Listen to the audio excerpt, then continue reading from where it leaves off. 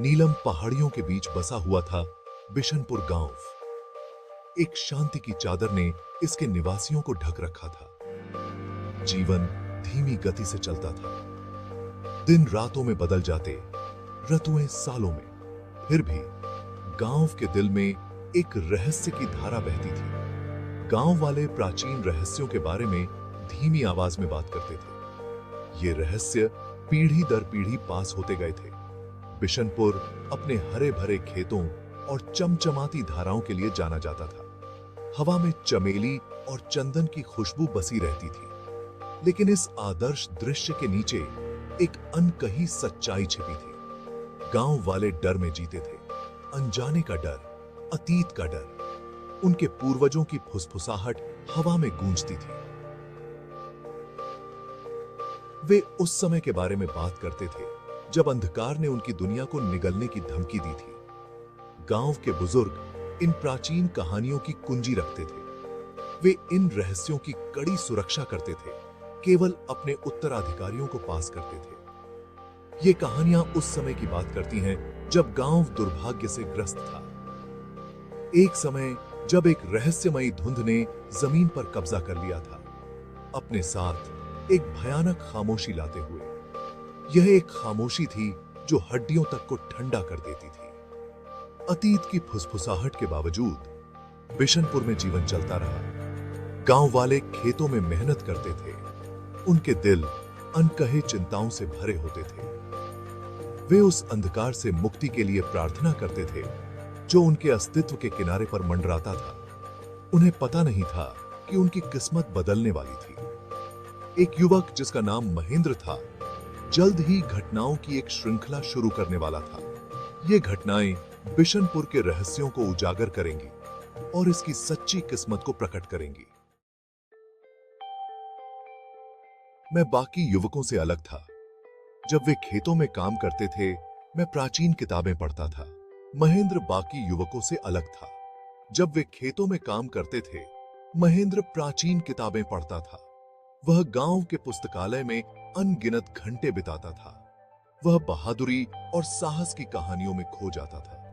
उसका दिल गांव के सामान्य जीवन से कुछ अधिक की लालसा करता था। मेरा जिज्ञासु स्वभाव मुझे अक्सर बुजुर्गों से सवाल पूछने पर मजबूर करता था। उसका जिज्ञासु स्वभाव उसे अक्सर बुजुर्गों से सवाल पूछने पर मजबूर करता था। वह बिशनपुर को घेरे रहस्यों के उत्तर खोजता था, लेकिन बुजुर्ग उसके सवालों को टाल देते थे। वे उसे समझाते थे कि वह ऐसी बातों में न उलझे जो उसकी समझ से बाहर है। तो होता था, लेकिन मैं नहीं रुका।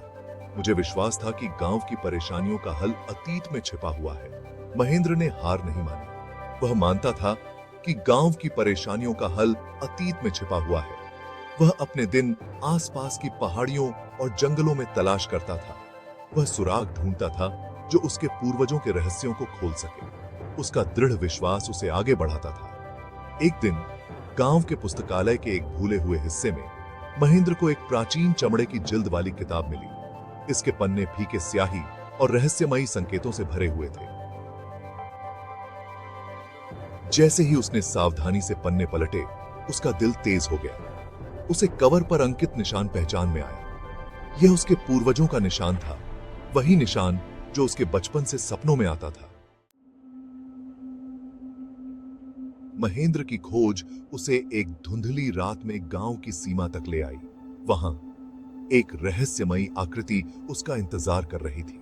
महेंद्र, तुमने वह पाया है जो तुम खोज रहे थे? रहस्यमयी आकृति ने महेंद्र को संबोधित किया। उसकी आवाज हवा में गूंज उठी। यह केवल शुरुआत है, तुम्हें और भी बहुत कुछ जानना बाकी है। महेंद्र ने उसे ध्यान से सुना। उसकी आंखों में दृढ़ निश्चय था। तुम्हें धुंध के पार जाना होगा, वहां तुम्हें सच्चाई मिलेगी। महेंद्र ने सिर हिलाया और धुंध में आगे बढ़ गया। उसकी खोज ने एक नया मोड़ ले लिया था। धुंध के पार पहुंचने पर महेंद्र को एक पुराना रहस्यमय डिब्बा मिला। उसके ऊपर प्राचीन भाषा में कुछ लिखा हुआ था। महेंद्र ने डिब्बे को ध्यान से उठाया। उसके दिल की धड़कन तेज हो गई। उसने डिब्बा खोला और उसकी आंखें चौड़ी हो गईं। डिब्बे के अंदर एक ताबीज था, वही ताबीज जिसके बारे में उसने कहानियों में सुना था। यह ताबीज बिशनपुर के रहस्यों को उजागर करने की कुंजी थी। महेंद्र ने ताबीज को उठाया और उसे ध्यान से देखा। उसे महसूस हुआ कि उसकी खोज अब अपने अंतिम चरण में थी। उसने ताबीज को अपने पास रखा और गांव की ओर लौटने का निर्णय लिया। अब उसकी यात्रा का सबसे महत्वपूर्ण हिस्सा शुरू होने वाला था। महेंद्र जानता था कि उसे अपने पूर्वजों के रहस्यों को उजागर करना है और बिशनपुर को अंधकार से मुक्त करना है। महेंद्र ने ताबीज को ध्यान से देखा। उसकी आंखों में सवाल थे। तभी उसे लगा जैसे कोई फुसफुसा रहा हो। उसकी धड़कनें तेज हो गईं। महेंद्र, यह ताबीज साधारण नहीं है। इसमें अतीत की कहानियां छिपी हैं। इसकी शक्ति को हल्के में मत लेना। महेंद्र बुजुर्ग की बातों को सुनकर और भी जिज्ञासु हो गया। उसे अब इस रहस्य को जानने की और भी तीव्र इच्छा हो रही थी। महेंद्र गांव के बुजुर्गों के पास पहुंचा। उनके चेहरे पर चिंता की लकीरें साफ दिख रही थीं। इस ताबीज के पीछे एक गहरा रहस्य है महेंद्र। इसे समझने के लिए तुम्हें अतीत की परछाइयों में जाना होगा।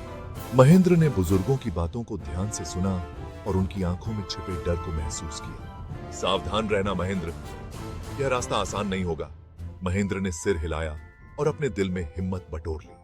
वह जानता था कि अब पीछे हटने का कोई रास्ता नहीं था। महेंद्र, तुम फिर से यहाँ हो। क्या तुमने अपने सवालों के जवाब ढूंढे? महेंद्र को रहस्यमयी आकृति की आवाज सुनाई दी, जो धुंध में छिपी हुई थी। वह जानता था कि यह उसकी यात्रा का एक महत्वपूर्ण मोड़ था। मैंने बहुत कुछ सीखा है, लेकिन अभी भी कई सवाल बाकी हैं। महेंद्र ने अपने अनुभवों को साझा किया और अपनी जिज्ञासा को व्यक्त किया। वह जानता था कि सच्चाई की ओर एक और कदम बढ़ाना बाकी है। महेंद्र, तुम सही रास्ते पर हो। तुम्हारी मेहनत रंग लाएगी। मां, मुझे आपका आशीर्वाद चाहिए।